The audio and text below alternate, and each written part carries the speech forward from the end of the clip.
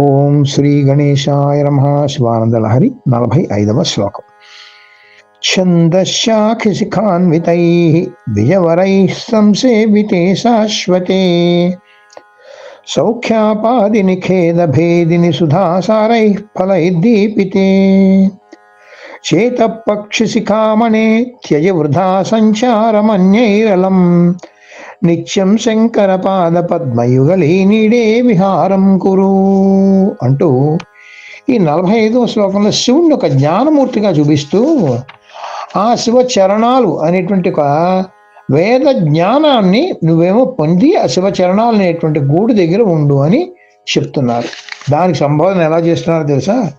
మనస్సునేమో ఇక్కడ చేతపక్షి శిఖామణే అని చెప్తున్నారు. అంటే మనస్సు అనేటువంటి ఓ పక్షి శ్రేష్టమా అని పొగుడుతున్నారండి మనస్సుని. అంటే ఒకప్పుడు ఏమైనా పని కావాలంటే దాన్ని పొగడడం ఏదో చేయాలి కదండి. ఒకసారి పొగుడుతారు, ఒకసారి దెబ్బలాడుతుంటారు. ఇక్కడ పొగుడుతున్నారు. ఇక్కడ పక్షుల్లో అగ్రగణ్యుల అనేటువంటి ఓ మహాపక్షి, ఓ పెద్ద పక్షి, పక్షుల్లో శిఖామణి, అది చేతపక్షి శిఖామణి అని భక్తునేమో తన యొక్క మనస్సును సంబోధిస్తున్నారు అన్నమాట. త్యజ వృధా సంచారం అన్యేరలం. చాలా చాలా చాలా తిరుగులు తిరిగావు నువ్వు. త్యజ అంటే త్యజించు. ఏంటి? వృధా సంచారం, వ్యర్థమైనటువంటి తిరుగుళ్ళు, పనికి మాలేని తిరుగుళ్ళు అన్నీ కూడా మానేసాయి నువ్వు. మానసి మరి ఎక్కడ ఉండాలి? దానికి ఒక చోటు చూపించాలి కదండి. ఆ చోటు ఏమిటంటే నిత్యం శంకర పాద పద్మయుగలి నీడే విహారం కురు. శంకర పాద పద్మములు అనేటువంటి ఒక గూడు ఉంది నీకు. ఆ గూడులో నువ్వు హాయిగా విహరించాలి. చాలా విశాలమైంది.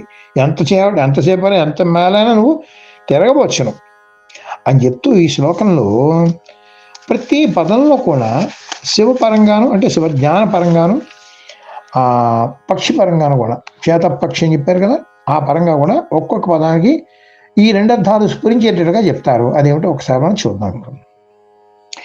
హే చేతపక్షి శిఖామణే, మనస్సు అనేటువంటి పక్షి శ్రేష్టమా, ఛందశాఖి శిఖా అన్వితై అన్నారు. ఛందస్సులు అంటే వేదములు అనమాట. వేదములు అనేటువంటి వృక్షం ఉండటం, వాటి కొమ్మల చివర్లు అనమాట అనేటువంటిది. అంటే వేదముల యొక్క అంతములు. వేదముల అంతములు అంటే ఏంటి? వేదాంతములు అంటే ఉపనిషత్తులు. ఆ ఉపనిషత్తులు ఎక్కడ ఉంటాయండి? శివుడు చరణాలే. ఆయన వేద స్వరూపుడు కదండి ఆయన. అందుకని శివపరంగా చూసినట్లయితే శివ చరణాలు అనేటువంటి వేదములైన వృక్షములు యొక్క చివరలు, వేదాంతములు అంటే ఉపనిషత్తులకి సంబంధించిన అన్వితై అంటారు. మరి పక్షిపరంగా చూస్తే చెట్టు యొక్క చిటారి కొమ్మల్లో ఉండేట్లు ఒక గూడు ఉంది. ఆ గూడులో నువ్వు వెళ్ళి పక్షి శ్రేష్టమా అక్కడ ఉండంటున్నాడు. ఇదే మనసును తీసుకెళ్ళి శివచరణాల గూడులో ఉండమని అక్కడ చెప్తున్నారు. చూసారా? అది తర్వాత ద్విజవరై సంసేవితే అంటున్నారు. ద్విజవరై అంటే ద్విజులు అంటే బ్రాహ్మణులు శ్రేష్టమైనటువంటి బ్రాహ్మణులు అందరూ కూడా అక్కడ సంసేవితే వాళ్ళందరూ సేవిస్తూ ఉంటారు, వాళ్ళందరూ ఆశ్రయిస్తూ ఉంటారు. దేన్ని? ఆయన వేద పురుషుడు కదండి. అందుకని వీళ్ళందరూ వేద పండితులందరూ కూడా వేద పురుషుని ఆశ్రయిస్తారు కనుక ద్విజవరై అని ఇక్కడ శివుడి పరంగా మనం చెప్తున్నారు. మరి పక్షిపరంగా ద్విజ అంటే పక్షి అని అర్థం. అంటే ఏంటి? 2 జన్మలు కలిగినది.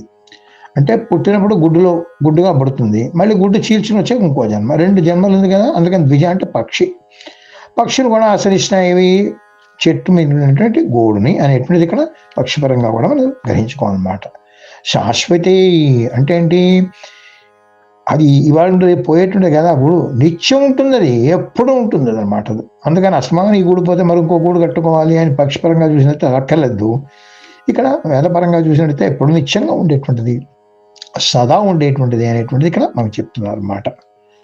దాని యొక్క ప్రయోజనం ఏంటి, దాని యొక్క ఫలితం ఏమిటి అనేటువంటి మనం చూసినట్లయితే సౌఖ్యాపాదిని సుఖాన్ని సంపాదిస్తుంది, పెడుతుంది. సుధాసారై అంటే అమృత రసం కలిగినటువంటి ఫలములతో సుఖాన్ని మనకిస్తుంది. ఏది? శివపరంగా తీసుకుంటే సుఖం ఆపాదిస్తుంది. అమృత రసం అంటే ఏంటంటే బ్రహ్మానంద స్థితి. ఆయన అమృత స్వరూపుడు కదండి. అమృత రస ఫలం అంటే ఈయన యొక్క సాధనకి ఫలంగా అమృతత్వం కలిగిస్తుంది. అదే బ్రహ్మానందం, మోక్షం కలిగిస్తుంది అని. మరి సుఖం ఒకటి ఉంటే సరిపోతుందా? ఖేద భేదిని అని కూడా చెప్పారు. దుఃఖాన్ని కూడా పోగొడుతుంది. అంటే సంసార సుఖం అనేటువంటి దుఃఖం ఉంది చూసారా, అది ఆకలి. ఆకలిని కూడా పోగొడుతుంది అని చెప్పేసి మనకి శివపరంగా తీసుకుంటాయి అనమాట. పక్షిపరంగా చూసుకున్నట్టయితే ఆ గూట్లో ఉండితే శాశ్వతంగా ఉంటుంది, అందుకని సుఖంగా ఉంటుంది. అది అక్కడ ఆ పక్షి గూడు ఎక్కడుంది? చెట్టు చివర కొమ్మల మధ్య ఉంది కదండి. మరి ఆ కొమ్మలన్నీ దాని మీద పడుతూ ఉంటాయి. అక్కడేమో అమృత ఫలాలు దాని చెట్టు తర పళ్ళన్నీ దాని దగ్గరలో ఉంటాయి. ఈ పక్షి ఇటు తిరిగి ఈ పళ్ళు ఆ పళ్ళు కొట్టుకుని ఆవక్కర్లేదు, హాయిగా పళ్ళన్నీ గుట్లో వస్తాయి. అందుకని సుఖంగా అక్కడే ఉండి తినచ్చును అని పక్షిపరంగా అందుతున్న పళ్ళు ఉన్నాయి అని చెప్పడం అన్నమాట. అక్కడ జ్ఞానపరంగా చూస్తే బ్రహ్మానంద స్థితి, మోక్షం అనేటువంటి కలుగుతుంది అనమాట. దాంతో పాటుగా ఏమవుతుందంటే దుఃఖం అనేటువంటి పోతుంది దానివల్ల. పక్షి ఇటువంటి ఎగురుతుంటే కష్టము, దుఃఖం ఉంటుంది. ఇప్పుడు దీనికి ఏం లేదా, ఖేదం ఉండదు కదా అదనమాట. అవి ఎలా ఉన్నాయి? దీపితే ప్రకాశంతో తాజాగా ఉంటాయి ఎప్పుడు కూడా అనమాట. అవేమిటవి? శంకర పాద పద్మయుగళి నీడే. నీడ అంటే గూడు అని అర్థం అనమాట. శంకర పాద పద్మయుగళి నీడే, నీడ ఎందు అంటే ఊటి ఎందు, శంకర పాద పద్మంలోని గూడు ఎందు నువ్వు ఉండాలి ఓ మనస్సా అని చెప్తున్నారు. మరి పక్షిపరంగా చూసినట్టయితే ఆ చెట్టు చిటారు కొమ్మలు ఉండేటువంటి శుభ్రంగా విశాలమైనటువంటి గూడు అని చెప్తున్నాను అనమాట. అందులో అది చాలా విశాలమైనది కనుక విహారం కురు, చక్కగా విహరించదు అక్కడ. అన్యాయహేళం, చాలా చాలా తిరుగులు తిరగవు. ఏం తిరుగుతావు అనవసరంగా, అలం అంటే చాలు. అన్యాయహేళం లేనిపోని పిచ్చి పిచ్చి తిరుగులని తిరగకు నువ్వు.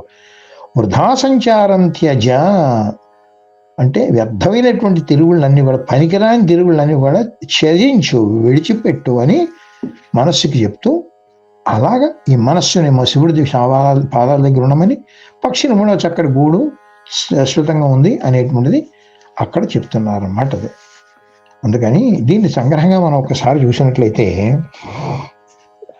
ఇప్పుడు ఇంతవరకు కూడా శివుణ్ణేమో వేటగాడు గాను, భిక్షువు గాను, కోతి గాను, సింహం గాను రకరకాలుగా వర్ణిస్తూ వచ్చారండి. ఇప్పుడు ఈ శ్లోకంలో పక్షిగా వర్ణించారనమాట. వర్ణించి ఏం చేశారు? శివుని యొక్క పాదాల దగ్గర వెళ్ళిపోమని చెప్తున్నారు అనమాట. పక్షి చూడండి, ఒక చోట స్థిరంగా ఉంటుందా?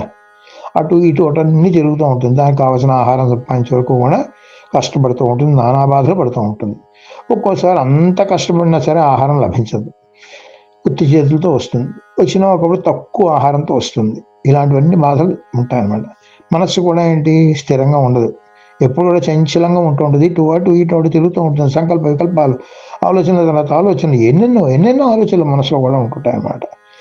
అందరి విషయాలు మనసుకే కావాలి, అందరి వ్యవహారాలు దానికే కావాలి, అక్కర్లేనివని దానికే కావాలన్నమాట. అందుకని అది ఎప్పుడు స్థిరంగా ఉంటుంది? తనకి ఏదైతే కావాల్సిందో అది దొరికింది అనుకోండి, స్థిరంగా ఉంటుంది, ఇటు తిరగదు. అది ఏమిటది? శివపాదములు, శివచరణములు అనేటువంటి వేదముల యొక్క అంతములు, అజ్ఞానము ఉపనిషత్ జ్ఞానం అనేటువంటి పొందింది అనుకోండి, ఇంకా మనస్సే దానిలో లయమైపోతుంది, ఇంక ఉండదు, తిరగడం ఉంటుందన్నమాట.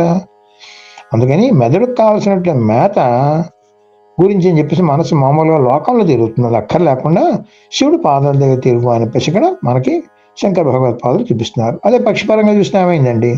పక్షికి ఒక గూడు అంటే స్థిరమైనటువంటి శాశ్వతమైన గూడు అంటూ ఉన్నట్లయితే, ఆ గూడు దగ్గరే పళ్ళన్నీ ఉన్నట్లయితే ఇంకా పక్షి తిరగవలసిన అవసరం ఉంటుందా చెప్పండి? అలాగే ఈ చేత పక్షి కూడా, మనస్సు అనేటువంటి పక్షి కూడా స్థిరంగా ఇక్కడ ఆ గూడుని అంటే శివచరణాలు అనేటువంటి ఆ గూడుని ఆశ్రయించుకొని ఉంటుంది అని చెప్తున్నాను అన్నమాట. అందుకని శివుని యొక్క పాదార విందాల సకల సౌభాగ్యాన్ని, సంపదను, జ్ఞానాన్ని, మోక్షాన్ని కూడా ఇస్తాయి అని ఇక్కడ మనకి చక్కగా నిర్దేశిస్తున్నారు. ఏది? మనస్సు అనేటువంటి ఒక పక్షికి అన్నమాట. ఇక్కడ చూడండి, ఇక్కడ మనకి జ్ఞానమూర్తిగా చూపించారు. ఇప్పుడు గీతం 44వ శ్లోకంలో ఏం చేశారు? శివుణ్ణేమో మనస్సు అనేటువంటి చేత కుహరం అంటే చేత అంటే మనస్సు అనేటువంటి గుహలో ఒక సింహంగా చూపించారు. యవ్వనంలో ఉంటే ఉగ్రమైనటువంటి ఓ సింహరూపంగా శివుని చూపించారు. అందుకని నాకు భయం లేదు, నేను నిర్భయంగా ఉన్నానని చూపించారు. ఆ నిర్భయత్వం పొందాలంటే శివుడు అనేటువంటి సింహం తన మనసులో ఉండాలి. ఇక్కడ వ్యాఖ్యాతలు కూడా ఏం చెప్తారంటే ఈ 44వ శ్లోకంలో, ఈ సింహం కన్నా కూడా అత్యంత భయంకరమైన ఒక మృగం ఈ భూమి మీద సంచరించింది కొన్నాళ్ళ క్రితం. దాని పేరు శరభ మృగము అంటారు. శివుడు కూడా శరభేశ్వర అవతారం ఎత్తాడట.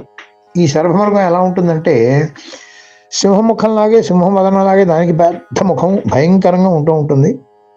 8 కాళ్ళు ఉంటాయట, అవసరమైతే ఎగరడానికి రెక్కలు కూడా ఉంటాయట దానికి. ఆ శరభ మృగాన్ని చూస్తే సింహానికి కూడా భయం అంట. శివుడేమో సర్వేశ్వర అవతారం ఎత్తి లోక రక్షణకని చెప్పేసి సర్వేశ్వర అవతారం ఎత్తి అని పురాణ గాథలు ఉన్నాయి. మహాశరభోపనిషత్తును కూడా ఒక ఉపనిషత్తు కూడా ఉందండి. ఆ విధమైనటువంటి శరభేశ్వరుణ్ణి మనకు అక్కడ ఈ 44 శ్లోకంలో, అంటే లోకరు చెప్పుకున్న 44 శ్లోకంలో మనకు చూపించారు. ప్రధానంగా శివుని యొక్క ఎన్ని రూపాలు ఉన్నప్పుడు కూడా 3 రూపాయలు ప్రధానంగా మనకు చూపిస్తారు. ఒకటి యోగమూర్తిగా జ్ఞాన ప్రదాతగా ఉండే దక్షిణామూర్తి రూపం చూపిస్తారు. రెండవది సుఖశాంతులు ఇచ్చేటువంటి కైలాసవాసులుగా చూపిస్తారు, కైలాసనాథుడుగా. మూడవది ఉగ్రరూపం వీరభద్ర అవతారం, ఈ సర్వేశ్వర అవతారం. ఈ సర్వేశ్వరుడుగా వీరభద్ర అంశారూపం కూడా చెప్తారు. ఈ ఉన్నటువంటి ఈ మనస్సు చూసినట్టయితే వికారాలు, మార్పులు ఎన్నెన్నో ఉంటాయి. మరి ఇన్ని వికారాలు ఉండే మనసుని నిర్వికారంగా చేయాలి, నిర్వికార స్వరూపుడు శివుడి దగ్గరికి తీసుకెళ్లాలంటే డైరెక్ట్గా ప్రత్యక్షంగా తీసుకెళ్ళడం కుదురుతుందో తినగా కుదరదు. అందుకని ఆ శివుని యొక్క రూపాలు కూడా చూపిస్తున్నారు. ఏ మనస్సుకు ఏ రూపం ఆలవాలం అవుతుందో, సదుపాయంగా ఉంటుందో అనేటువంటిది ఇక్కడ చూపిస్తూ, మనస్సును పరిపరి విధాలుగా ఇక్కడ మనకు చూపిస్తూ, ఆ మనసుకి దానికి తగ్గినటువంటి శివ గమ్యం అనేటువంటిది మనకి ఇక్కడ ప్రతి చోట నిర్దేశిస్తున్నారు. అక్కడ సింహంగా చూపించారు, ఇక్కడ ఒక జ్ఞానమూర్తిగా, అక్కడ ఉగ్రమూర్తిగా చూపించే శివుడిని ఇక్కడ జ్ఞానమూర్తిగా ఇక్కడ ఈ శ్లోకంలో మనకి 45వ శ్లోకంలో చూపించారనమాట. చూపించి ఏం చేశారు? ఇప్పుడు శివచరణాలు ఎంత గొప్పవో, శివచరణాల మహిమ ఏమిటో అనేటువంటి చక్కగా చెప్పారనమాట. అక్కడ సుధాసారై ఫలై దీపితే అని కూడా చెప్పారు చూసారా. సుధాసారం అంటే అమృతసారం అని అర్థం అనమాట. అది అమృతసారం అనేటువంటిది వచ్చినట్టయితే, ఉపనిషత్ సారం అనేటువంటిది వచ్చినట్టయితే మనకు ఉండేటువంటిది బ్రహ్మానంద స్థితి మనకి కలుగుతుంది అని చెప్పారన్నమాట. అందుకని శివతత్వాన్ని ఆశ్రయించిన వాడు ఎప్పుడు కూడా ఆనందంతో రమిస్తూ ఆహ్లాదంగా శివానంద లహరిలో ఓల్లాడుతూ ఉంటాడన్నమాట. దానివల్ల ఆయన దుఃఖ నివారణ, సుఖప్రాప్తి కూడా పొందుతాడు. ఎందుకంటే సుఖం ఒకటి వస్తే కుదరదండి, దుఃఖం కూడా పోవాలి. అంటే ఏంటి? దుఃఖం లేనటువంటి సుఖం రావాలి, శాశ్వత సుఖం రావాలి. అది కావాలి అంటే నీకు కావాల్సింది ఏంటి? శివచరణాలు, శివజ్ఞానం అనేటువంటిది పొందాలి అని మనస్సుకి ఏమో ఒక బోధన చేసి ఒక దిశానిర్దేశం చేస్తున్నానమాట. అలాగా చూడండి, ఈ మనస్సుకి ఎన్నెన్ని రూపాల్లో ఉన్నట్టయితే అన్ని రూపాల్లో శివుని దగ్గర తీసుకెళ్తున్నాడు. వచ్చే 46వ శ్లోకంలో ఏ రూపంలో తీసుకెళ్తారో మనం చూద్దాం. అటువంటి శివ దర్శనాన్ని, వివిధ శివ రూపాలని, నిర్వికారుడైనటువంటి ఆ శివుని యొక్క రూపాలని ఈ విధంగా మనకు చూపిస్తున్నారు శంకర భగవత్పాదులు. ఈ విధంగా దర్శింపజేస్తున్నారు మనం చూస్తాం. ఆ శంకర భగవత్పాదులు ఒక్కసారి నమస్కరిస్తూ ఓం నమః శివాయ.